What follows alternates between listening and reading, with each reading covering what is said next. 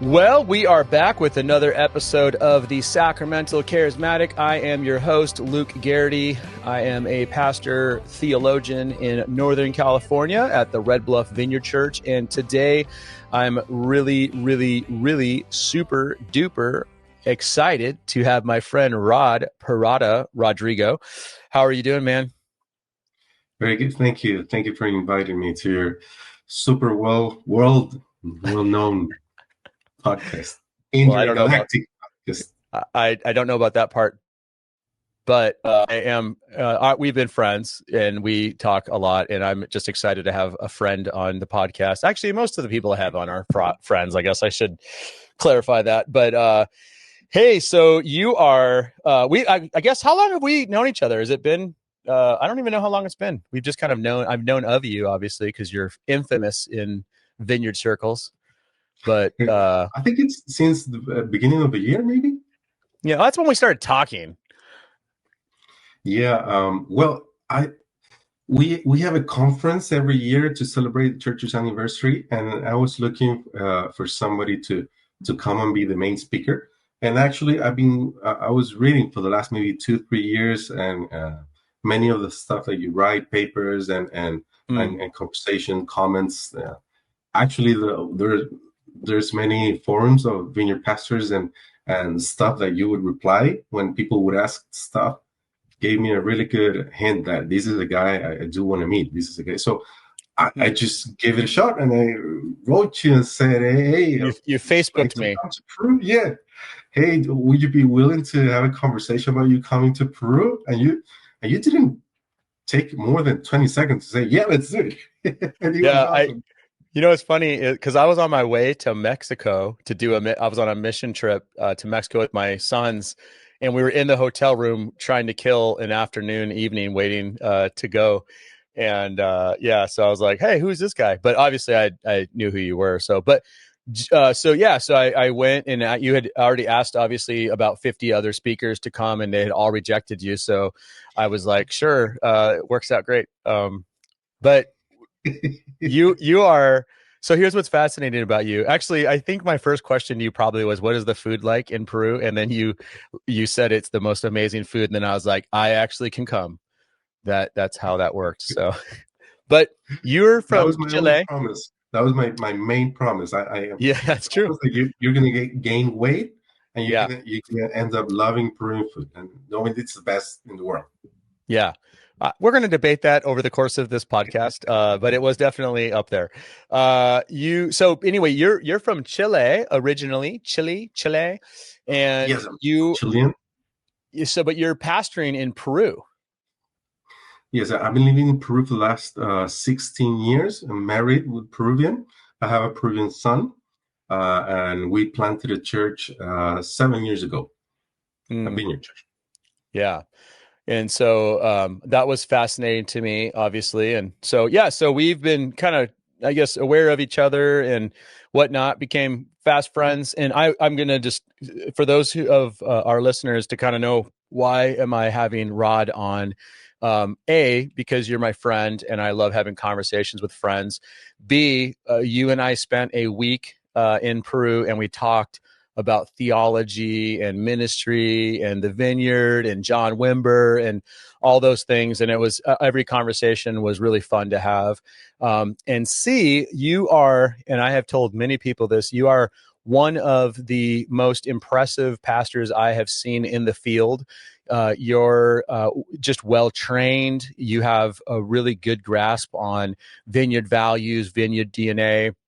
The legacy of John Wimber, which we'll talk about a little bit. But then I got to see you in action with the congregation that you're serving, and just seeing your congregation, just their love for you and the way that you served, and also watching on the spot where you had to pull from some of the pastoral wisdom that you had. And the way that you answered several questions, I was like, that's the best answer I've ever heard from a pastor. Yeah. So I really do think that you're the type of person that, if for the people listening, if you want to know who is a good example of someone who's doing the stuff in the local church, which is something that's really important to me, you're one of the guys. And I would also add your congregation. I fell in love with your church.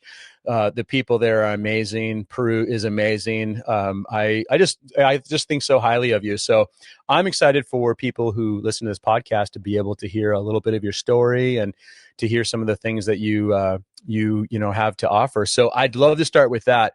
Like, what's your story? How'd you become a follower of Jesus, and how'd you end up, in Peru?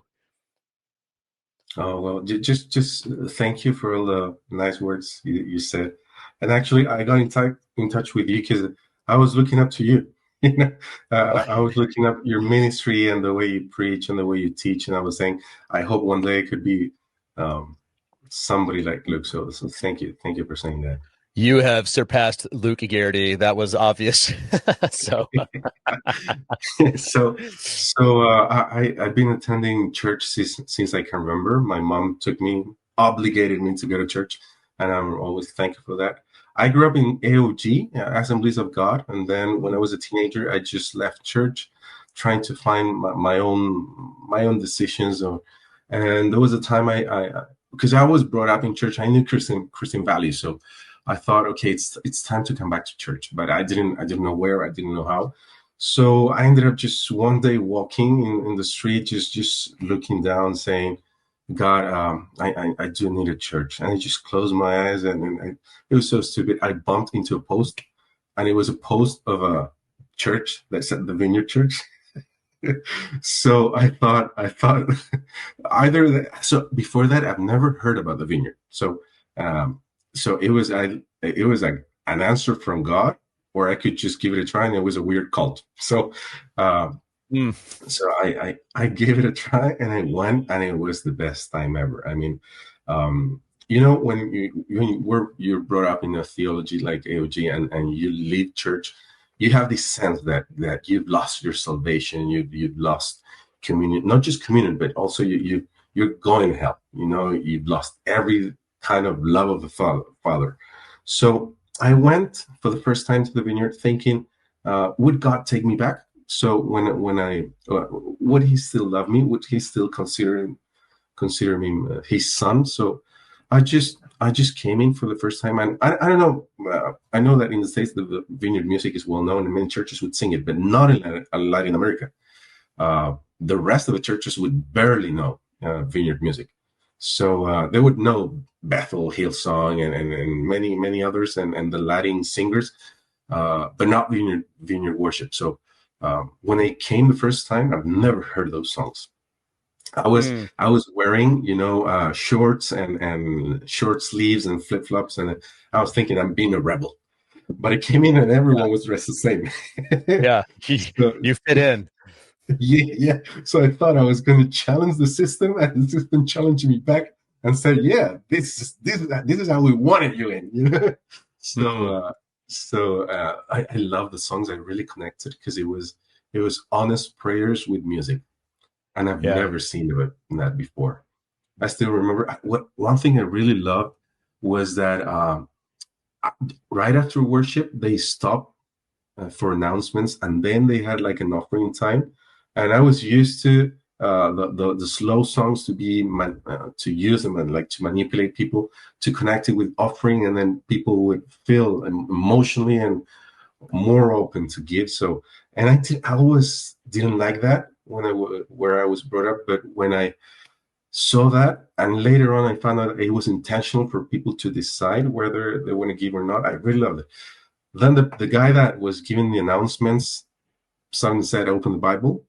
And I thought the preacher would come like better with better clothes and stuff, and it was the same guy with Hawaiian shirt and flip flops, and just open. And it was the best talk ever. I still remember going in circles in the desert, and it Mm, was just for me. So I thought, like, I really hope this is the kind of church that they make an altar call. I know now ministry time, and hmm because I do feel that I need to come to the front.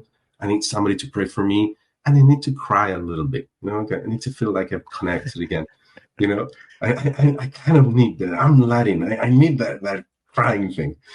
So they made an altar call. I came to the front.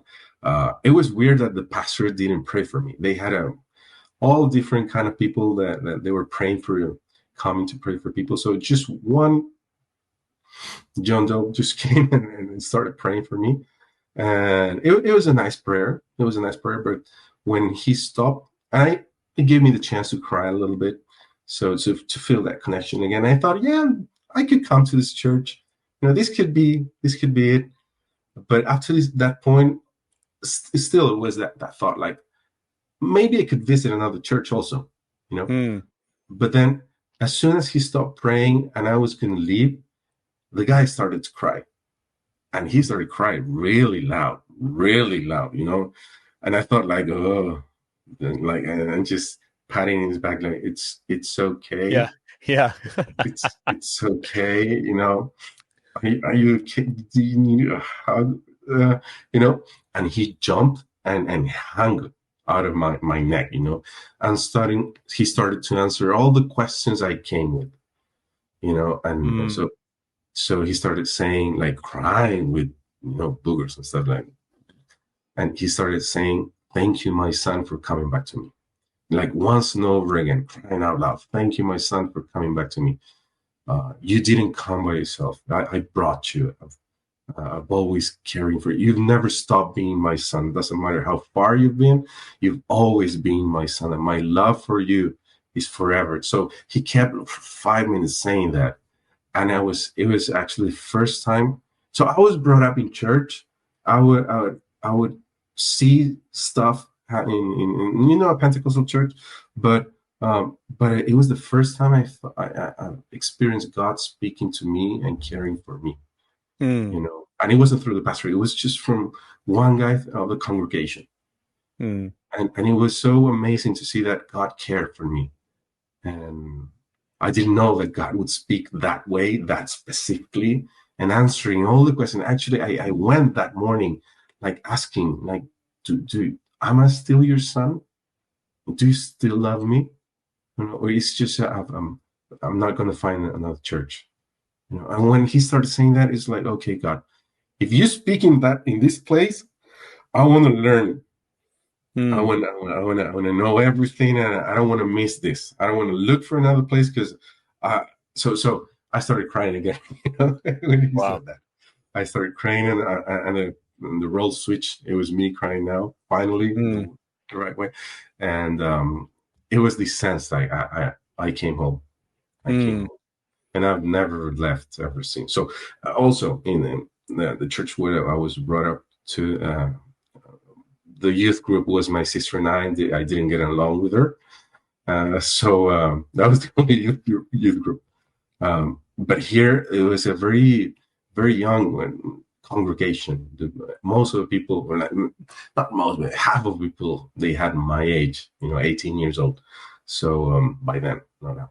But Mm. it was an experience that really changed my life. And just from day one, it was like, I'm gonna learn everything here. I'm gonna stay here because this is family. Wow. That's my story. That's how I got into the vineyard. Yeah. And so you've been in the vineyard since, and how old were you when that happened? I was 18 and now I'm 41. Yeah. Okay. So 18 years old. So then how did you, give us the snapshot of like, how do you end up, cause I know you were in ministry, you were on staff and did some leadership stuff, in outside of Peru. But then you end up planting a church 7 years ago in Lima. How did that happen? So I started getting connected in church that was in Santiago in Chile. It was a small church by then, but it grew up really quick. So I had the chance to experience all the ministries.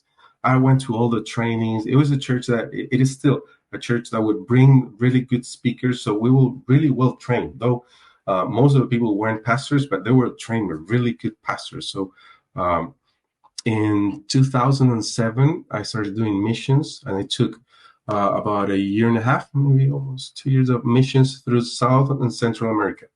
Hmm. And just visiting churches, I got connected from the sending church with all this context just to go and serve in whatever they would need. It wasn't only vineyards. There was some, yeah, any kind of church. It was mostly vineyards, but really open to other churches. And um, then after that, I went back to my country to stay one more year and to decide where I was going to go.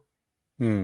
Because what happened to me in that year of in that time of missions was that I realized that I was part of a very large church with really wonderful ministries. I mean, it's got everything. So you arrive and you don't want to go. I mean, why would you go somewhere else when everything, the worship, the ministry, the prophetic, the trainings, the leadership development, so amazing. But when I went out doing missions, I realized that the Vineyard family was aching so badly of DNA, of training, of people that wouldn't just go and visit for a weekend or for a week, but would stay with them for at least a month to model Hmm. how things are done, to pass DNA onto each other, not to just go and do missions and practice missions and feel better because you've done missions, but also to pass it on so the locals could keep doing it. You know, Hmm. I saw through most of Latin America that wasn't happening, and it hurt. So um, there was one church that I went, and I was over a month. I was over a month, and one of those churches, I remember that after a month, I realized that they didn't have ministry time, they didn't have anything like that, like even praying, Holy Spirit, come. So I asked the pastor very gently, you know, a very private moment, late night talk. And, you know, I've enjoyed spending so much time with you. I've learned to love you and your family and your church. It's a very small congregation. It was 2 years old, but they were struggling with no more than 15 people, maybe. So I asked him, I do have a question, if you don't mind, you know. I realized that you don't have ministry times in any setups, in any setting of the church. Is that for a reason?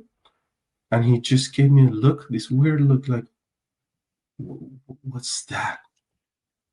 You know. And when he said that, it broke me. Hmm. It broke me, and I said, "This is so wrong, so wrong. I cannot just. I'm about to go. I need to change my plans and stay with them at least a couple more months to teach them the basic." Hmm. You know. And when I went back to my country, I realized I couldn't stay there because I told all the people what I've experienced, and everyone was saying, "Hey, yeah, praise God." But I was saying, who will go? You know, who will go? Who's going to go? They need the family. You know, they need the family. It's like having a Hmm. super rich brother and Yeah. you're starving. You know, you know, the Yeah. Yeah. family is aching. Who's going to go?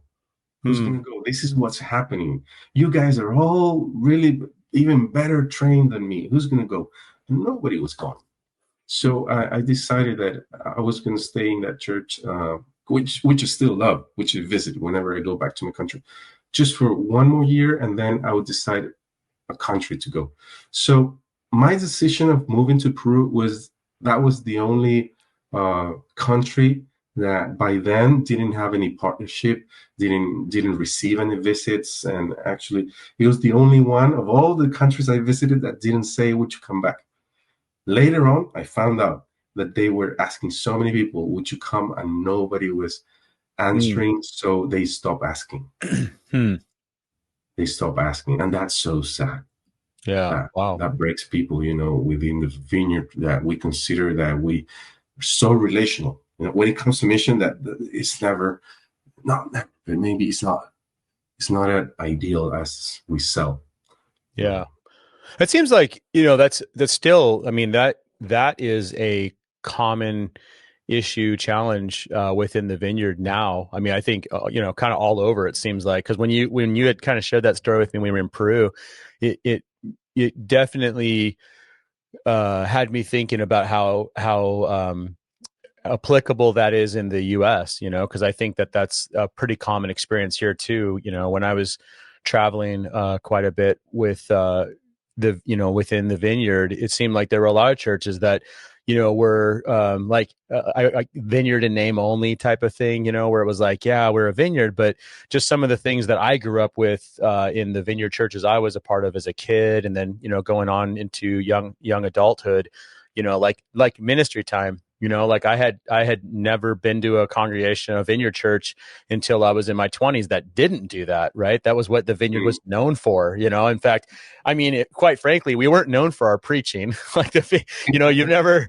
other than Rich Nathan, it's not like the vineyard's been this movement that people are like, oh man, that you want to get really good fire biblical preaching, go to a vineyard. That would not be a common thing to say, but you would hear things like, hey, I went to this church called a vineyard and somebody prayed for me that isn't a pastor, and I experienced healing, or I got a prophetic word from them and my life's changed now. So I think what you're highlighting is probably something that is pretty relevant for the context we're in right now, just within this, third, fourth, fifth generation vineyard leaders, stepping in, and, maybe the training hasn't been adequate enough, or maybe their awareness of what makes a vineyard isn't quite, as helpful, maybe, which is one of the things that has been happening here in the US.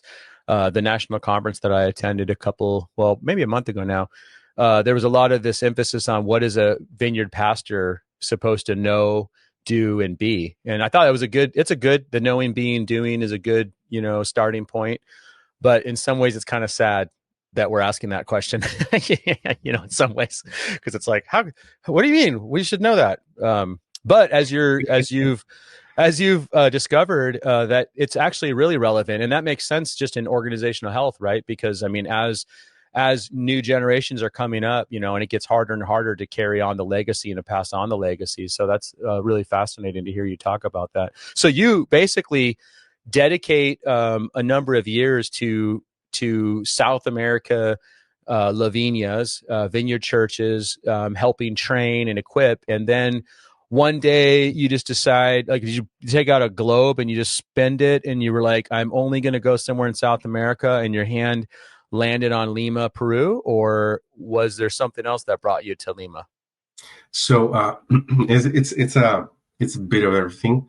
I had a really good friendship with a girl there in Lima, Peru. Oh, what an Yeah, interesting development. yeah, but still, it wasn't something that would an agreement to marriage or something like that. It was just, you know, um, it was just a good friendship by then, and but it seems that it could go with a purpose in the future. When you're single, you're open, and if you want to behave, or you need to behave as a good Christian with the calling, you keep some boundaries. But Yeah. then when you really like someone, you say, okay, man, and you have the conversation. Let's pray about that. So, well, we had the conversation and said, let's pray. I mean, we're in different countries, and I'm doing missions. I cannot offer anything right now because I don't even know what country I'm going to stay in. So let's pray. Let's pray, and let's agree that if you like somebody else, just let me know, and if something happens to me, I'll let you know. But let's start praying about that. So when I went back to my country, and I got like job offer in ministry like 4 or 5 different times. I was asked to go back to many of these other countries, and I was wondering like what's going to happen with this friendship. If I go, I mean, into any other country that's not Peru, I mean, she it's going to just blur away. And so one day I spoke to her and said, hey, I have all these options. And she said, we're just already in the moment that we're kind of falling in love. And it was long distance relationship, and she said something that really shook me and shook my world. Like, okay, make a decision, and within time, I'll probably go and follow you. So it was like somebody would do that for me. I was so honored, but also it freaked me out. Well, two things. One was that when you do missions by yourself, you don't mind starving one day or two. Force fasting. You don't mind because you do missions and you're willing to sleep in, in the hut in the jungle, and the lion passing by and the snake, but with somebody else, you think it twice. And the other thing was that um, the church where she was serving, it was a small vineyard, and she was the only worship leader. And I thought um, it would be so selfish of me that I would take away from that small vineyard that I know that all the vineyards, well, most of them by then, are aching of people to go and serve and give their lives for that church or that country, to take her away from that. So Peru was the only country that wasn't inviting me to go back. And actually I was a few months before that, I was prompted by God to make a decision. I'd never heard God saying, go to Peru. Peru is the place. Actually, I felt that God gave me the freedom to realize that all the churches need help. All the pastors are always praying, God, send me people, train people, people that would come along my side. So I felt that God was letting me decide, and I thought, okay, God. So it was very rational, In all these options I had, I really hate making lines for ministry, standing in the line. I don't think God does that kind of things, and it's a very wonderful thing in a vineyard that everyone gets to play. But there's places that people stand in the line and could stand in the line for years waiting for a chance to do ministry. I think that's so wrong. So I took all these options and I thought, if I don't go there, is anybody else in the line? And in all those places, the answer was yes. So I thought, I'm taking somebody else's chance to do ministry, like well-trained people. But when we're part of big churches, they become a bit more demanding. The worship leader has to be really good, on tune. When there's a small church, you just settle. He just reaches the note, and that's the tune, and that's fine. But with a large church, he has to sing really well with voices and third and second, third voice. But and so people stand in the line. And I thought, I really don't like standing in line, because I know that the fear of God can be so useful to other places. And I don't want to take somebody else's calling. So I thought, okay, in all these places, if I don't go, somebody else will. Somebody else is willing to take that. So God, I just prayed, God, no one's inviting me to Peru, but I know they need and they would love for somebody to go and die for the Peruvians and help them in everything they would need. And no one's actually from the vineyard. Well, no one's visiting. So I could do it. If you take me, if you say yes, if you accept me, I can do it. So when I prayed that, I didn't hear God saying, yes, son, I approve your decision. Mm-hmm. I just talked to my pastors and say, this is very rational. And it could be a good option to test this relationship. If it works, we could end up being married. But at least I was serving church, and that's how it started. And that's how I decided to move to Peru. Nobody's inviting me, but they're not even asking anymore, because it hurts when you make an invitation and people say no. And they were tired of being heard like that. Yeah. Wow. So that's how you end up there. And then, the rest of the story is that you and that young lady got married. And your wife is amazing. And we're your wife and I are friends on Twitter. So I don't know what you're talking about. Her and I have been friends for a while. That's cool, man. So I'm curious of, because what I hear from you and what I remember when you shared some of those things with me when we were in Peru, I was really impressed with your servant. I mean, that is the epitome of servant leadership, with this concern for not wanting to negatively impact churches. Because as we all know, smaller churches can be really significantly negatively impacted, with one leader, right, leaving, or one worship leader no longer being available. That can be really challenging. So I loved hearing your heart about, hey, I'm not going to go and I don't want to impact this vineyard in Peru, but then also just hearing you talk about how there are all these other La Viñas that have potential leaders that can step into those places, and if I go, it would prevent them from being able to step into opportunities and their calling and things like that too. I just loved hearing that because it's such a kingdom minded way of thinking about church. But I'm kind of curious about this John Wimber dude for you. I'm curious, do you remember the first time you ever heard the name John Wimber, and what did you think about when you start hearing about this fat man trying to get to heaven from Southern California wearing sandals and a Hawaiian shirt?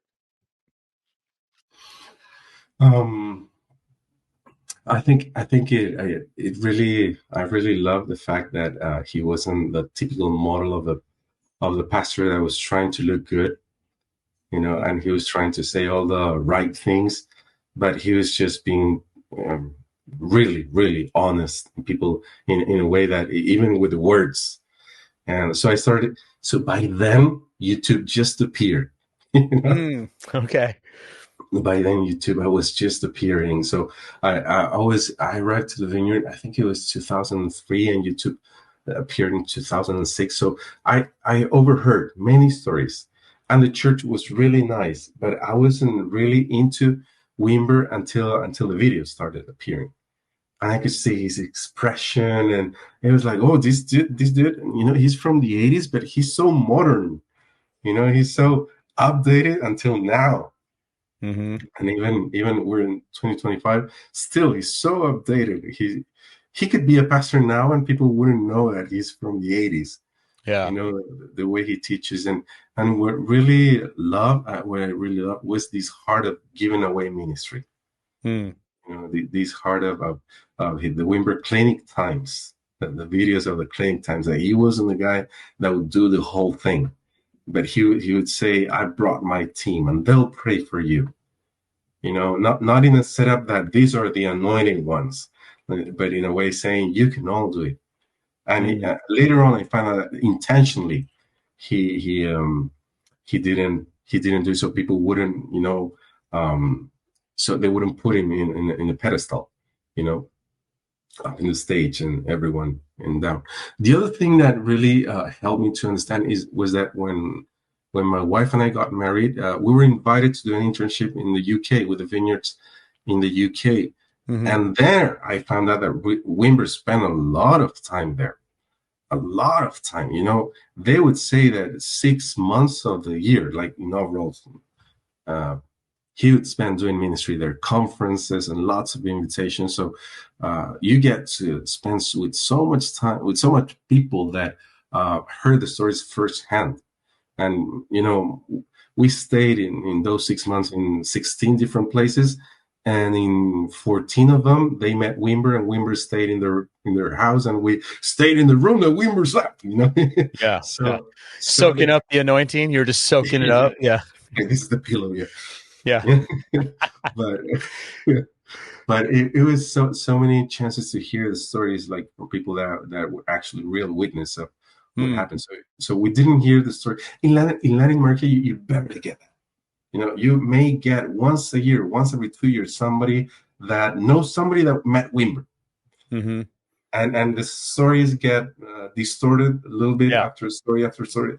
So it wasn't a ministry time that the door closed and when Wimber left, the Holy Spirit came. No, it was when the first time I heard that story, you know that story, yeah, right? Oh yeah, mm-hmm. Yeah. The Holy Spirit came when he left, and he was later found having a Coke in a coffee. In the coffee shop. So the first time I heard it was like, so they had a ministry time of 6 hours, And it was like, those stories because you didn't hear firsthand, but that time, those 6 months really trained us in church planting. We could see from different people that actually met him and grasped him and had the chance to have him in his home and ask all the questions, and they really passed that on to us, this pure desire, not just for ministry but for equipping people. You know, Mm. that's one of the biggest thing that I could see because Wimber he was so versatile Yeah. he could do spiritual warfare conference and church growth and signs and wonders and Yeah. he was so versatile. But the biggest thing that I could see that our legacy that connects is everything. It's equipping. Mm. It's equipping and giving it away. Hearing stories on how new wine started, how Wimber was involved in new wine starting, and just even Wimber investing in that to start financially, just giving away so stuff Yeah. would start and not people to look back to him, but just to let them be the stars. And so that was, I think that really shocked me, and in a way that I was brought up in a church that pastor would do everything. Mm. And when they came into the vineyard, it's like, don't wait until you get the gray hair. You're young. Do ministry. Yeah. That's the thing that really changed and then made me fall in love. So I was healed in the vineyard, but then I fell in love with the ministry philosophy. Oh, wow. That makes a lot of sense. And I should, right now just take one moment to do an advertisement for the fact that we are I share similar observations about the state of the vineyard, and then just wanting to be not just somebody who complains about that, but actually like let's put our hands to the plow and let's try to do our best to get back to doing the stuff, equipping church.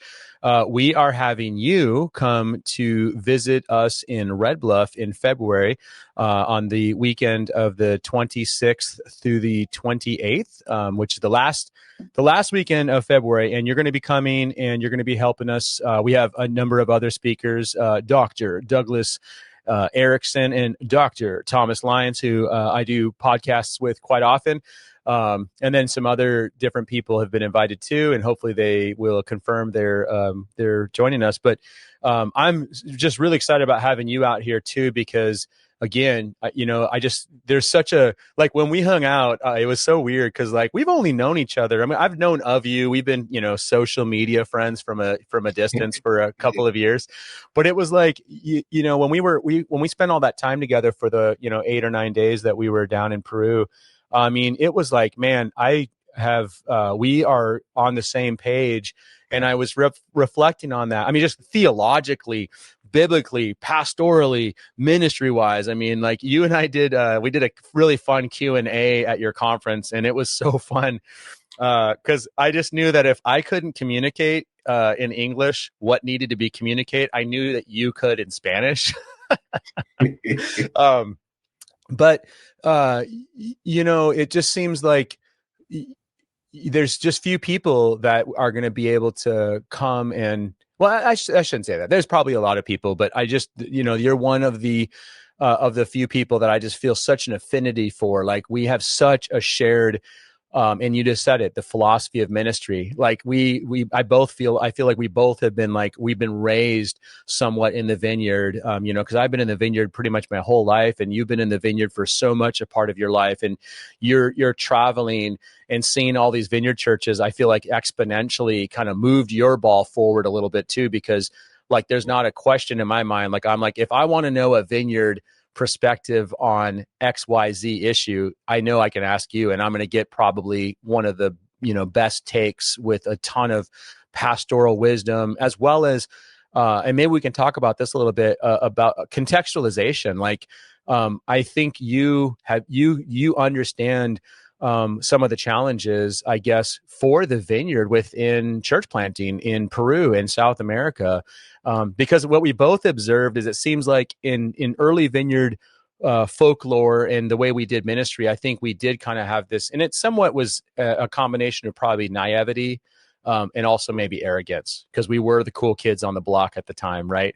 But it's like, so the way to effectively plant the church in South America is check one, have a Hawaiian shirt. Next thing is we have to have a pair of sandals. Number three is we got to have a guitar with three chords, and then we sing these, slower, soft rock ballads. That Yeah. might be interpreted by some people as being, I love that stuff. Like that, the vineyard music is what I still love. Um, but it hasn't always proven to be the most effective way of contextualizing the theology of the kingdom. Is that fair? Yeah, yeah. Well, it's part of a history of missions within the vineyard. I mean, I haven't heard of one place. Maybe I've asked so many people about their history on missions, how the vineyard came, and I've seen that the countries that received vineyards, like from big cities, Mm-hmm. and that would have more cosmopolitan Yeah. view, they would be so much more open to contextualize the vineyard Mm-hmm. values. But in most of the examples, even Peru, it was like people just longing to do missions without any training in missions, Mm-hmm. and they'll start as soon as the one guy up in the Andes, wanting to start in the Andes. The Andean culture is such a different thing, Mm-hmm. different thing. Not even the movies express very well the Andean culture. And suddenly he listens to a vineyard song and start playing in an Andean style, you know, and the missionary would come and say, "No, that's not rock. You got to sing it like this, chang, chicka, chang, chicka." Yeah. And it's like, no, that's just, you know, not having the gentleness of Mm, cross-cultural missions, yeah. how to help the locals so they would do it. So that happens happened all over the place, all over the place. There were so many hurts in missions, and it took some. So, just for instance, I could see in the UK, because we lived there, that back in my country in Chile, the vineyard was exactly the same time. And when I did that comparison, now they have more in Chile, but by then they had only 15 vineyards, and in the UK, 120 vineyards. And the vineyard was there exactly the same amount of time. So what happened? What was the difference?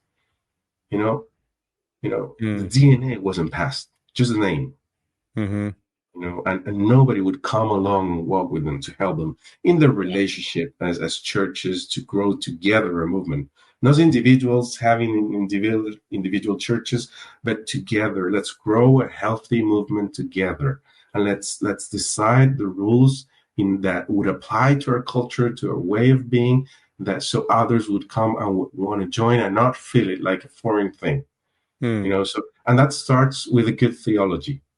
You need to really learn what's the difference between, like, when it comes, because most of the vineyard is in Latin America, were adopted. They weren't planted. They were adopted. So they wouldn't get the kingdom theology really well at first. So what happened? They just filled in with the gaps of their previous background. mm-hmm. Whether it was And I Baptist assume or Pentecostal, right? I mean, that's exactly, kind of, yeah, yeah.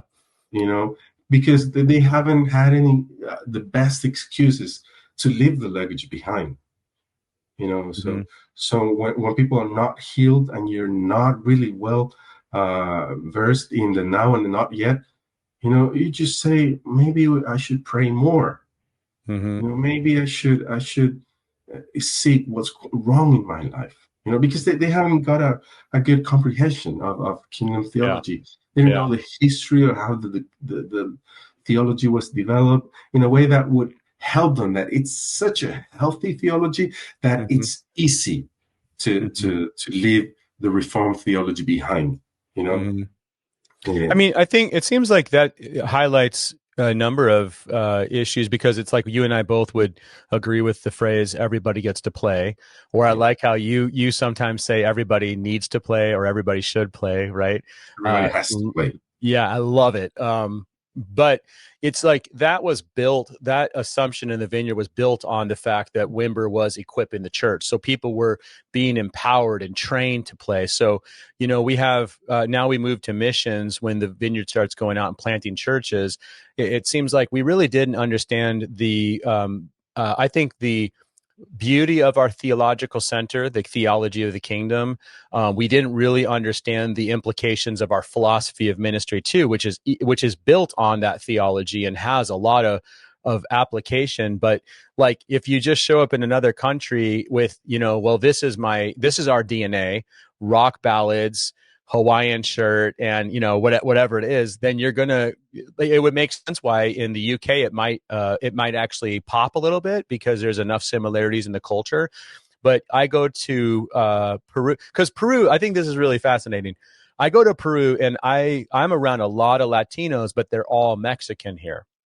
You know, all of my friends who are Latino are primarily Mexican. You know, and we're partnering with this. We have this Latino congregation that meets in our building. We do a lot of ministry with them. Some of my closest friends are Latinos. Our worship director in our church is Latino, but they're all Mexican. So I go to Peru and I'm like, interesting. It's like the my observation was that they're just a little bit more like reserved and quieter. And so I was watching that and I was like, this is interesting, because like when I was preaching, like if I ask a question or have a little bit of interaction, because I like interacting, it was like they would just stare at me and I was just like, oh, this is really interesting. But there were other people in your congregation that were very, very, very, very, very quick to answer every single question and were very outgoing. And then as I'm spending time with people, I'm like, oh, so you have these Venezuelans who are very similar to the Mexican culture, and then you have these Peruvians, and then you clued me in, like they're a little bit more shy. And it's like you can even see within South America and Central American cultures, they're so different. Like you know, just the amount of cultural differences that exist then. And so to effectively do missions, one would seem like, I guess I'm kind of curious about that as a Chilean who goes to Peru, because you're not not a shy guy. I stood in a line with you to get soup at midnight, and you were the most excited I've ever seen in my life. And for you said was the best soup in the world. I mean, how has that, I mean, how did you get that? Because like, I took a lot of classes in seminary about missions and contextualization. And I mean, I took classes in my undergrad about cross-cultural ministry. So like, so those things were kind of put into my worldview a bit, you know, but it wasn't because I was smart or because I knew anything about it. I just was told that that's what we need to do. It seems like you picked that up and you have seen the impact of colonialism, or the negative impact of trying to export things that are not part of our DNA, but that were confused for part of our DNA, overlooking the things that are actually part of our DNA that needed to be passed on. Is that fair? Yeah. So when it comes to missions, I think that it's always the temptations to bring the solution to everything, you know. But I think that before doing that, because you might have answers on how to do ministry, how to do so many different things, but I think the first thing you need to learn is to know the culture you're going, and to value them, and to learn the things they value and why they value them. You know, so that took me a year. Because in my first year in Peru, I stayed quiet. And I would just ask questions. Why do you do what you do? Why are you shy? Why are you like that? So I learned about colonialism, and I learned about the Peruvian history of the Spanish coming into like the rest of Latin America. I learned the percentage of abuse in Peru. It's so sad. You know, I think, and some surveys have given similar numbers that 75% of the Peruvians have suffered abuse. You know, and that number is increasing. So people are wounded all around. So when I moved to Peru, like you said, I'm kind of more extrovert. So I started asking questions. People would stay quiet. In a small group, you just say, hey guys, how are you doing? How are you doing? And everyone will start speaking up to the point you have to shut them. You know, you have to, Yeah. Let's let everyone speak. But in Peru, you have to dig out the answers. So my question was, God, how can I do ministry in a place that it's going to take forever? You know, and something changed when I started doing that prayer. I started dreaming about people's life. You know, something that has never happened to me before. And when next morning I would say, hey, can we have a coffee? And I would say, hey, you know, I had a dream last night about you, and I had this dream. And then they would open up, because they would feel like God himself has exposed them in a good way. And that made them feel comfortable enough to open their hearts and share what was really going on. So what I could see is that God has a different provision to do ministry, depends, because he knows the limitations of each culture. And I found that so loving from God, that He knows our hearts, He knows our wounds, He knows our culture, and He knows our needs, and He knows. And Jesus was the best missionary ever. Hmm.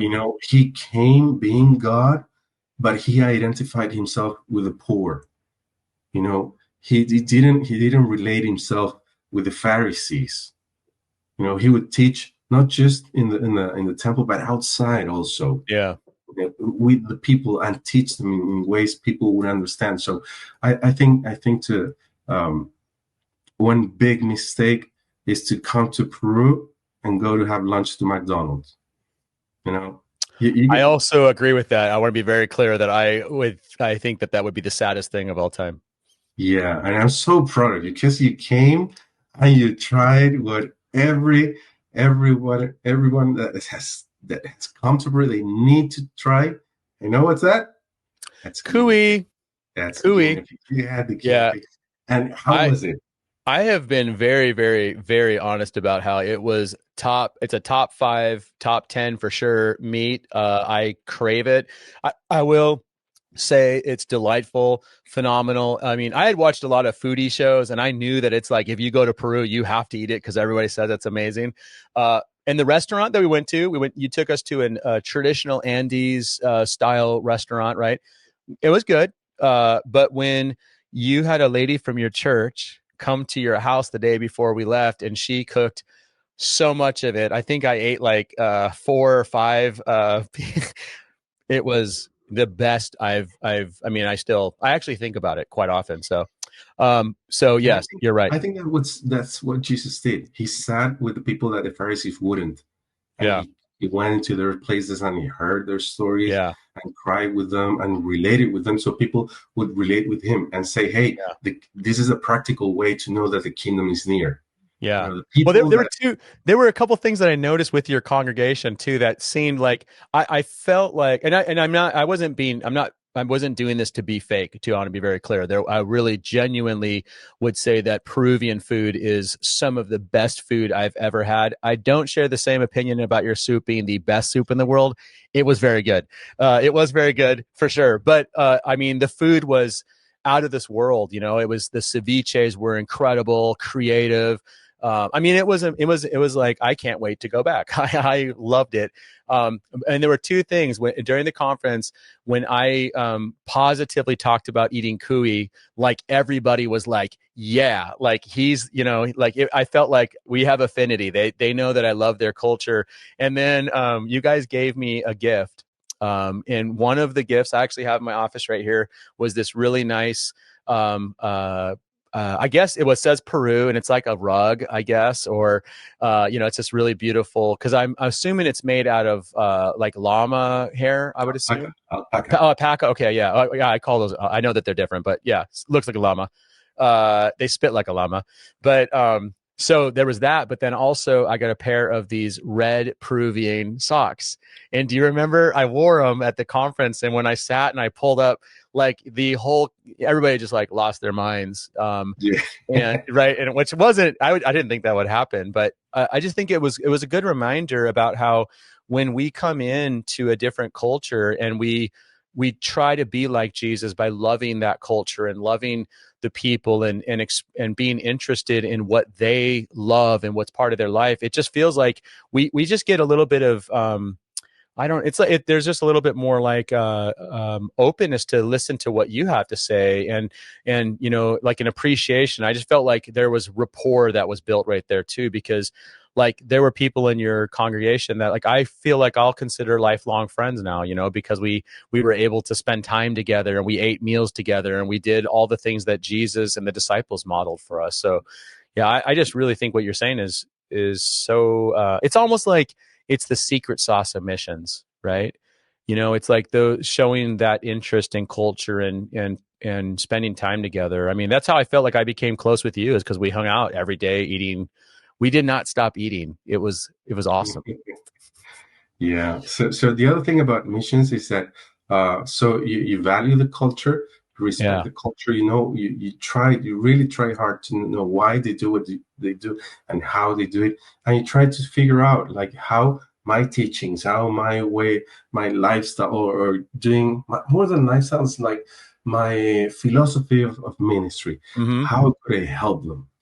And I think that, to be very honest, I think that's one of the biggest mistakes of missionaries, that they would come and they tell the locals how they have to do it, you Mm. know. But I think that the more, it's way more humble to say, this is how we do it back at home. These are the reasons why we do it, but maybe you have different reasons, Mm-hmm. So for instance, one example is that, have you ever heard of the healing on the streets from Mark Marks? Mm-hmm. Yeah, so when he was back in Ireland, I think, it was 2012, and we learned in the UK that model, and the reasons, and how they would do it in the UK. And we went with several groups to pray for the people in the street, and we tried to do it in Peru, but culturally it didn't work. The model, So we thought, okay, so how can we make it more Peruvian, so the Peruvians would accept it? So that the UK model is that you got to bring a chair, you have to let people sit in, you have to offer prayer instead. God can heal you, could heal you, but you don't say God will heal you, because that could bring you problem with the authorities.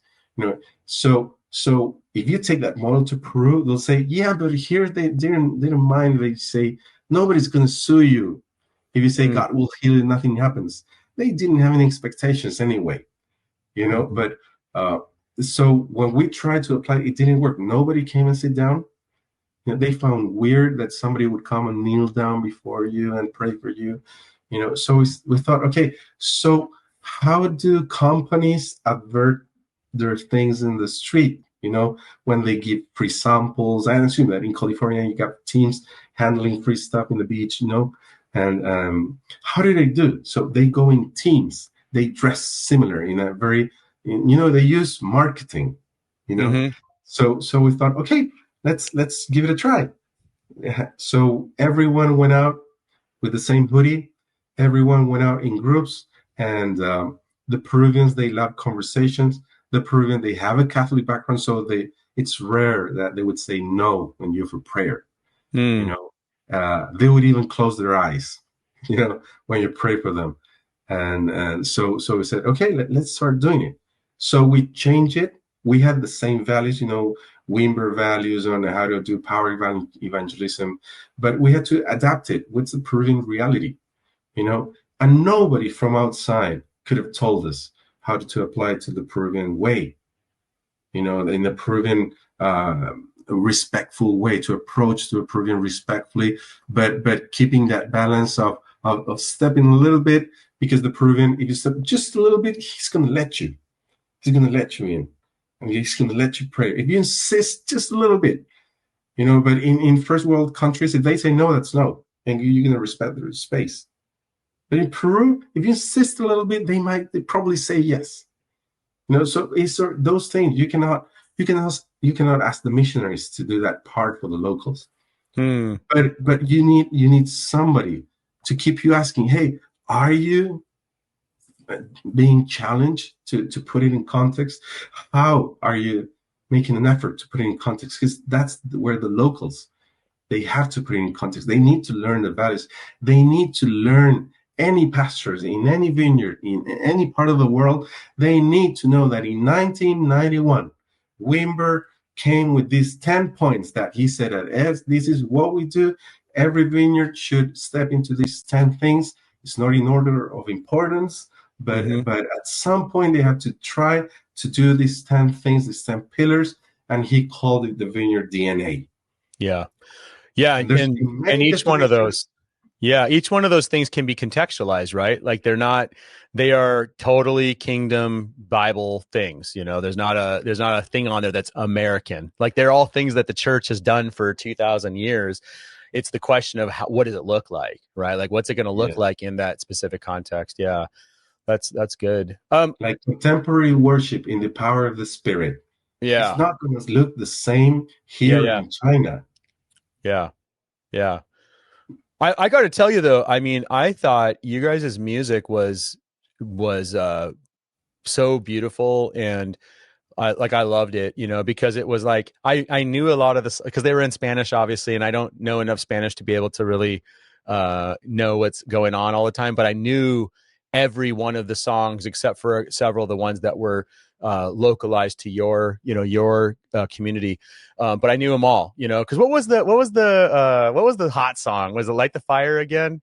What was the one that Yeah, you guys? Yeah, it was like as soon as it came on, I was like, oh my gosh, I haven't heard this song for a long time, and it was so cool. But the way that you did the songs were, you know what? This is actually interesting about it when I'm thinking about it now, because I've been reflecting a lot about Peru as of late, and it was like what I felt like is that the worship music part of your service was really beautifully embodied what I would call vineyard DNA and vineyard values, because it appropriately contained what I would call celebratory praise, and it was a good, like, responsive, people were engaged in it, and it was celebratory. We were making much about God. And then it moved into, there was times of intimacy. And again, it was still very Peruvian, but it was also still very, like, I didn't feel at all like I wasn't in a vineyard, where it wasn't like, like, cause I've gone like, I had a chance to go to Kenya a few years ago and speak at their Vineyard National Conference, and they had an Africa night. It was so cool. Like, I loved it. But it was so different than, like, because they were doing like tribal songs, and so they weren't, quote unquote vineyard. They were just, doing a lot of these songs that were part of their culture, and it was like really beautiful. I loved it, but it was also, it didn't have some of the things that are familiar to like my vineyard experience, and I just thought it was beautiful in and of itself. It was definitely a really cool to experience and watch and participate in. But it was also like, I didn't understand what was going on. There were dances that were happening that I was like, oh my gosh, I can't dance. I'm white. I feel like people should know this. They should stop asking me. So anyway, I think it's kind of cool that in many ways, I wonder if you could comment on the songs that you sang had a Peruvian twist to them some ways, but also felt very similar to a lot of the modern worship that's coming out now, but we're in Spanish too. How have you navigated that? Because I think like Lima is this massive city with, millions of people, everybody has a cell phone. They all have access to YouTube. They are, Kendrick Lamar, I heard playing on the radio when I was down there several times. And there's, there's influences from more, I guess, contemporary stuff. Like, how have you navigated that? Because if you go to the Andes Mountains, you were saying that their music is going to be way different culturally, right, than what you have going on in Lima. yeah, yeah. Well, Lima is a big city. It's a big city. So, but also there's another thing there about worship is that we what you experienced wasn't like that maybe 3 years ago. Hmm. It's part of a when you're growing a church and Yeah. you know that you have to achieve or point to those 10 points that Wimber said, and one of them is contemporary worship in the power of the Spirit. you know, uh, then you get at some point you get to invest and be intentional and say, hey, our congregation is not worshiping the way that we love, the way that we've been called to, and the way that we know that they're going to enjoy it so much more. They just sing the songs like, you know, Baptist worship and Hmm. Baptist faith. Yeah. you Yeah. know, so without this being disrespectful with the Baptists, There's I love ba- there's ba- there's Baptist out there that would also worship with us. So yeah. yeah, I know, dude. Yeah. But the thing is that okay, when it came to the point that when you're a pastor, you're like that. You're like a pilot, and in the cockpit you have all these dials. And if the worship is low, you can say, "What do we do? How do we fuel that? How do we fix that?" So we invested in Mm. worship disciples, a series of talking in word about worship. We brought really good speakers on worship in the best of Latin America. We brought them and we did a conference with them. So they would, and right after those things, worship started to break out, and people began to be open to it because the Peruvians are a little bit more close. So you get to really convince them. So if you're gonna have a Mm. culture like that, like praying for the sick and visiting and worshiping openly and having the ministry time come to the front to pray for somebody. You can insist a lot and give them really good reasons.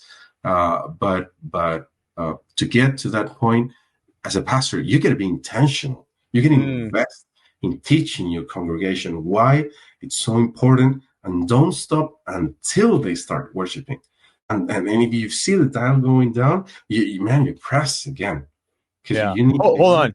to. This is so okay. So there's a lot of pastors that listen to this podcast, and I want to that was a level of wisdom that I think is really, really helpful. So if the goal is to increase a culture of worship and practices of worship and everything having to do with that world, you cannot let off the pedal. Like, you can't slow down until you get there. And then as soon as the dial starts to go down, you just keep on leaning into that. Wouldn't that be true of every single kingdom theology type of thing? So like it would be applicable with being a welcoming, hospitable church. Like you need to build a capacity and a framework for it. Or if you're talking about evangelism and being invitational and sharing the gospel with people, like you got to keep on leaning on those things. So my question for you is, do you think that those 10 things, I'm going to link, I wrote an article on that. I'm going to put it in the description here, because I know we've talked about it before. Do you think those 10 things are really good benchmarks for the vineyard? I think that many movements and even denominations would pursue those 10 points, but it's what I think what makes us different and unique is that we take those 10 points and we just try to apply them with grace. We try to apply them in a non-religious way, because contemporary worship, there's religious contemporary worship. Yeah. Life of church through small groups, there's some religious ways to do small groups. Churches that plant churches, there's some religious honoring the whole body of Christ. There's so many religious ways to do that. Mm-hmm. But I think one of the uniqueness of the vineyard is to take those 10 points and try to apply them in an honoring one another in a loving way, with grace. Even prayer. How to make prayer fun. You gotta make prayer fun. You know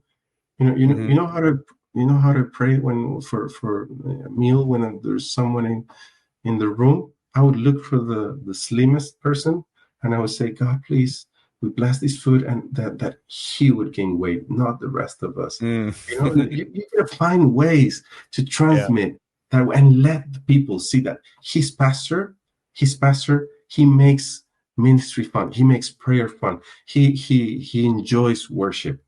He enjoys worship. So, for instance, if the pastor is not worshiping, I love really good sound music, and because I started doing sound. I've seen it. When I was Mix 11 years Master old. Rod. So it really distracts me when music's not sounding well. But some points, if it's not sounding well, I still gotta worship, because my people need to see that their pastor enjoys worship, and also I gotta be consequent and preach about worship and preach about offerings of worship. In the Bible, that people that would open, people that would cry out, could pour out the perfume over Jesus. That you gotta preach about those things. You gotta be intentional. You gotta put small group in the small groups. You gotta put worship leaders there to serve, there to grow in worship. That every area. So my leadership meetings, they all have worship. Because there could be so many programs to discuss in such few time, but worship is more important, and it's our highest value. So and many times worship brings us together into the same spirit, and meetings are easier after that.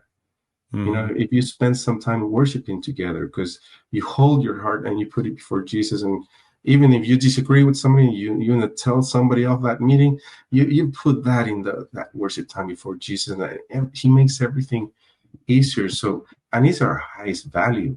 So as pastors, it is our responsibility. if you're a vineyard pastor, you get to worship with vineyard worship. Mm, I mean, yeah. you get a value and test, not because you're in the vineyard to tell your worship team to play some vineyard stuff, but you get to practice it yourself. That's my Hmm. view. You Yeah. know, Yeah. No, I think I love it. I mean, this is the kind of stuff that why I say like, no, Rod has so much wisdom for the local church pastor, because these are things that I think are, going to help churches grow, and be more effective and become more, effective, not only at mission, but also at serving the community, like developing disciples, creating disciples, discipling people. I mean, that's what I saw the whole time I was there. I was like, man. And so like, let's kind of wrap up with this. Because I want to respect your time, and we're at the hour and 10-minute mark, which is great. We unless you have to go right now, I'm kind of curious, like, so you like what, so we did the legacy conference, your yearly conference. Was that in May? it was in May. It was Okay. 1, 2, and 3 of May. Yeah. Okay. So I was there in May. And then you just had Brian Blount out there, who is going to be jumping on an episode of this podcast in the next week or so. He was out for your July conference, the Naturally Supernatural conference. I'm just kind of curious, like, what did God do this year, in your local church? Because you hosted both of those conferences. I saw that you also had, when I was there, you had this really cool sign on the stage that said Legacy, and it was like my taco sign right here.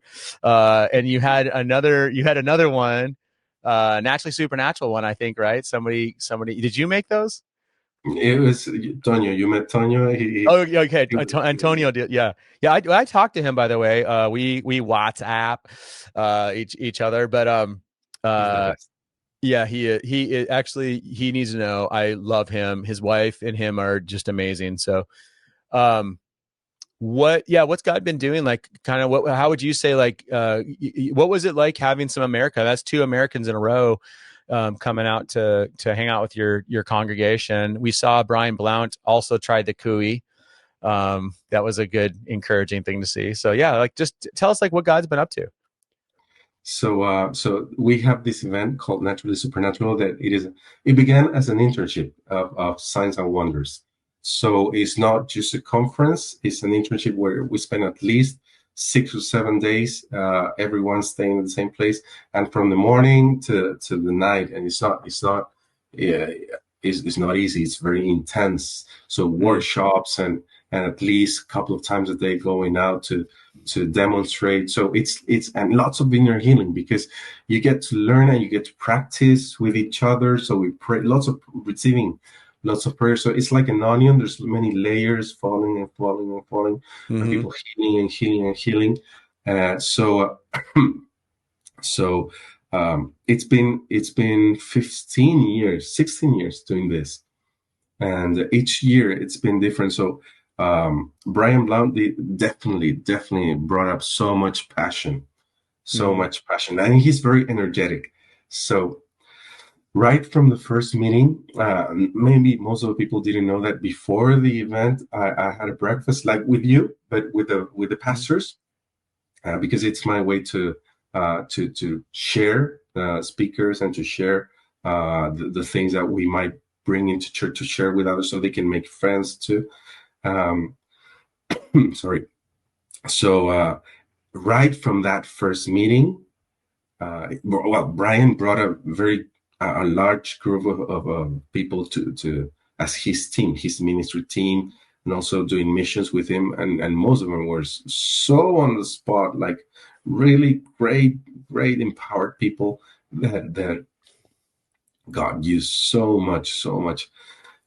Most of them weren't even from the vineyard, but they brought up this sense of we're the kingdom, Mm. not just a vineyard flag, but we're from the kingdom. They Yeah. felt like the body of Christ, loving each other, and Mm. everyone loving the manifestation of the Spirit, and everyone agreeing that this has to happen. Um, so Brian brought a lot of. He made us not just to believe it again, but to be brave and to step a little bit more forward than what we were doing.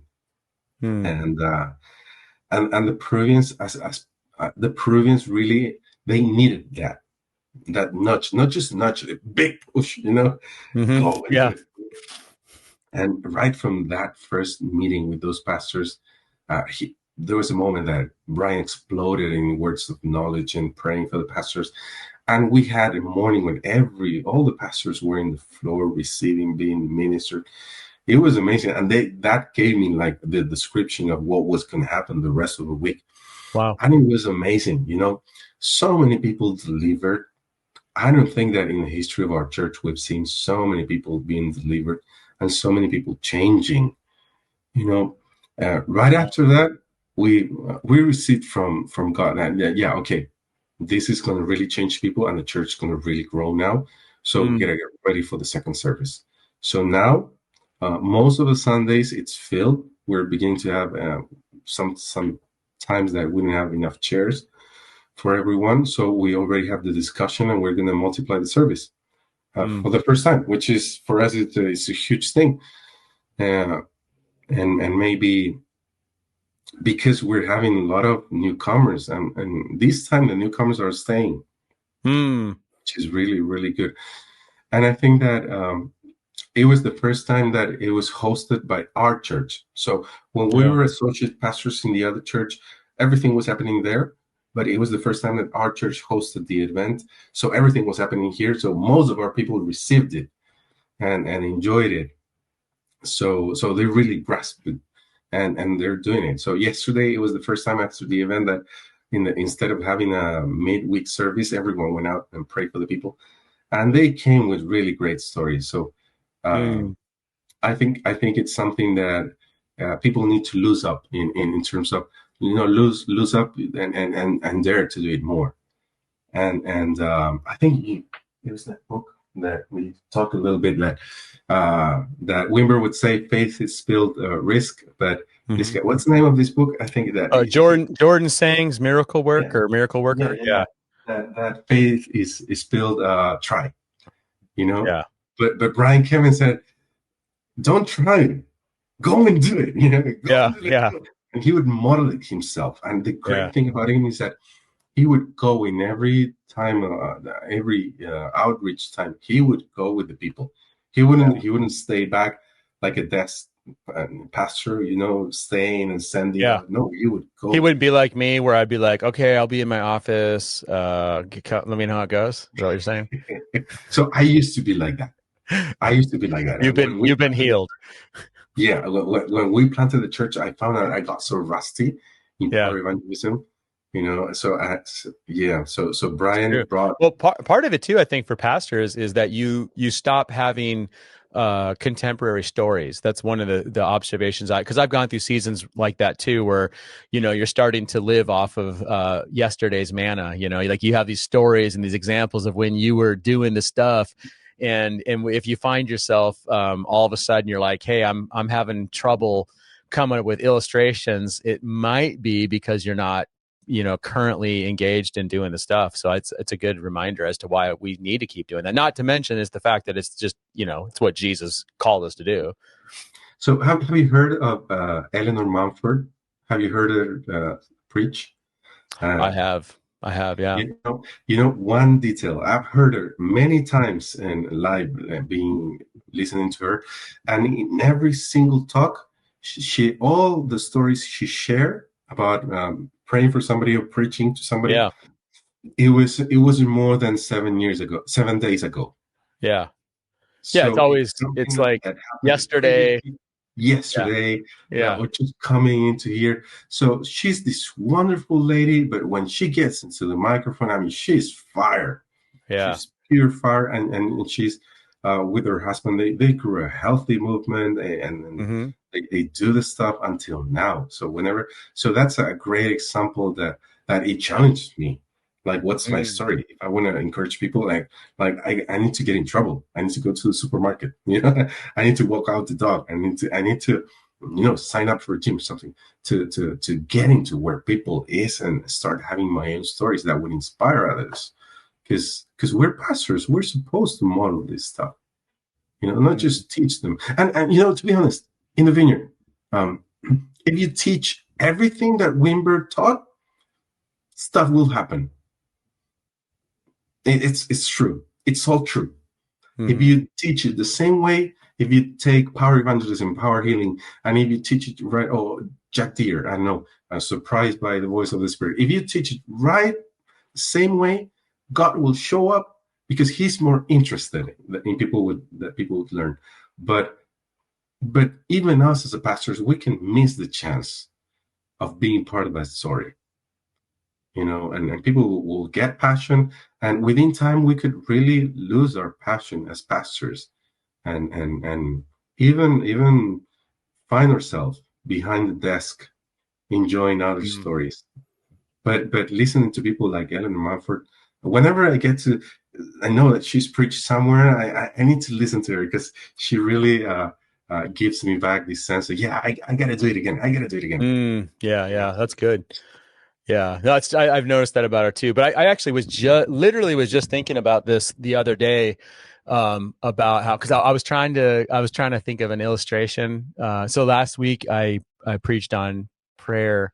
We're in this sermon series right now. We're talking about the building blocks of a healthy and effective church, and so one of the building blocks I think is prayer, and and so I taught from Jesus's, in Luke 11 when he teaches what we call the Lord's Prayer, which is really the disciples' prayer.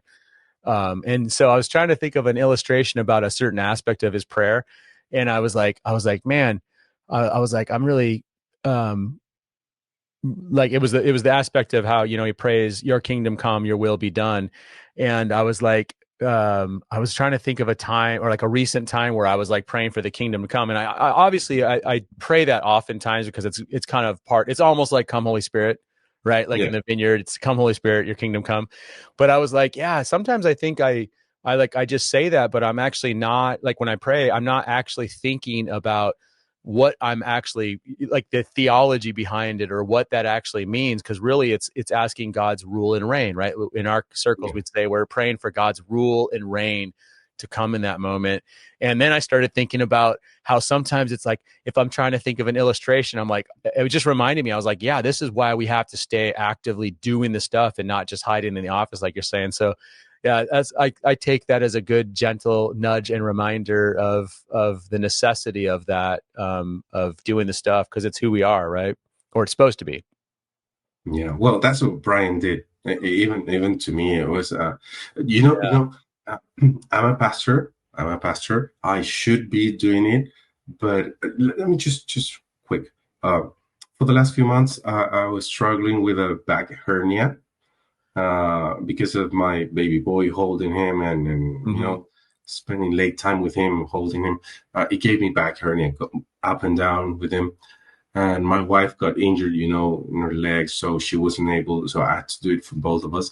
So I was supposed to have a surgery, but this one time during the conference, Brian and his team, they all prayed for me, and right after that moment, all the pain went away. Mm. So before that prayer, if I would hold my son, which is 1.5 years old, for more than 5 minutes, I would need an entire day to rest, Mm. an entire day to Wow. rest, and being painkillers. But after that prayer, that entire week I held him for hours. Wow. So it was the first time I held my boy for more than 5 minutes since February. Wow.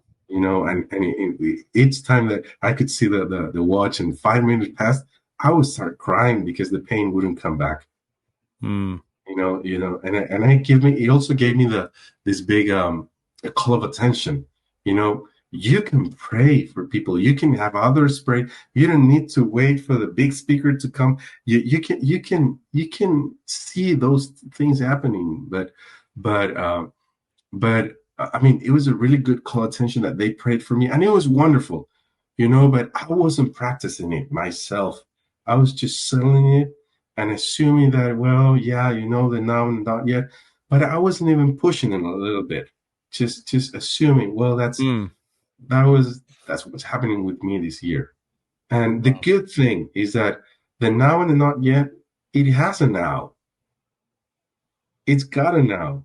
And if Hmm. it's cutting out, then let's see. Let's see. Let's not close to that option. Let's Yeah. not close ourselves with excuses of the not yet. Let's go for that, and maybe it'll happen. But if not, then keep trying. Hmm.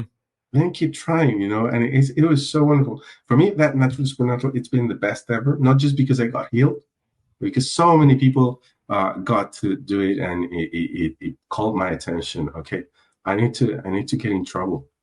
I need to have more conversations. I need to be a better role model as a pastor in doing this stuff. Yeah, that's good, man. Well, I really appreciate you sharing, your life story, your commitment to the movement we're a part of, and then just, I mean, I think the gold mine for me was just hearing you talk about missions and contextualization, and then it's super exciting. I was watching from here, obviously, Brian's, social media and posting videos, and I was just like, oh man, that's so cool, and seeing people in your congregation involved. I mean, that was just such a gift, and so I just want to say thank you for your friendship and thank you for joining us and sharing, so much of your wisdom too. And so if people want to stay connected, so I know that you stream all of your services, correct, on Facebook and on YouTube Yeah, okay. yeah, yeah. So how should they, so anybody who's watching this podcast, listening to this podcast, I'm going to put a link to your church stuff, because that's one way for them to stay connected and listen to you in your native language of Spanish. But what about, like, are you on Twitter? I know your wife is. Your wife will like things that I'll post every once in a while. I'm like, hey, there's Peru. What are other things? Do you write? Are you writing anything? Or do you have a blog? I mean, what's your, just Facebook? What? Yeah, I'm on Facebook, on Instagram. There's a new one now, Threads, and Yeah. well, email. Basically, I'm not. I don't have much time, so I don't have much time to explore new social network Yeah. stuff. So I'm really like old style. If somebody emails me, I will reply the email. If somebody texts me through WhatsApp or Yeah. Facebook or whatever, I will reply those. So, and also, if you want to see the church's website, it's vinalamolina.com. Very, very easy. And you want to email me, it's rod at vinalamolina.com. It's very, very easy. So Mm-hmm. if anybody want to keep in touch, I write. I began to write the last couple of years. I'm writing a leadership book for Christians that don't have much Christian background, but really want to start to have a feeling what's a feeling of Christian leadership.